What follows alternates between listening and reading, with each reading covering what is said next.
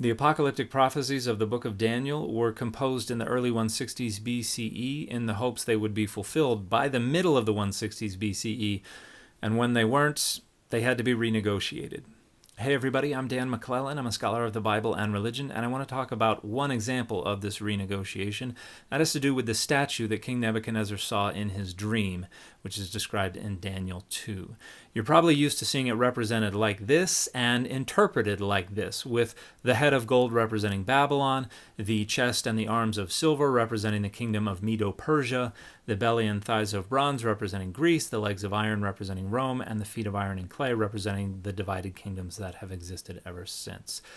That's not how the author wanted you to understand this imagery, however. Initially, the chest and arms of silver represented the kingdom of the Medes, the belly and thighs of bronze represented the Persian kingdom, the legs of iron represented Greece, and the feet of iron and clay represented the Diadochi, the succession crisis that occurred after the death of Alexander the Great, which resulted in the fracture of his kingdom into a bunch of smaller kingdoms, one of which, the Seleucid kingdom, was heavily persecuting and oppressing the Jewish people in the early 160s BCE. And these prophecies were written in the hopes that they would catalyze God's intervention and destroy the Seleucid kingdom so the Jewish state could be restored again. When that didn't happen, this had to be renegotiated, and the way they did that was to squish together the Medes and the Persians to create the idea of the kingdom of Medo-Persia.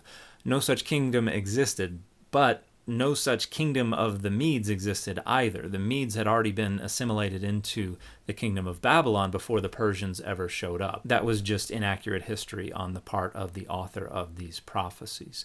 But once you squish together the Medes and the Persians, that allows you to reinterpret the legs and the feet to represent Rome and then all of the kingdoms that existed after Rome, so that the prophecy can continue to be relevant down to this very day.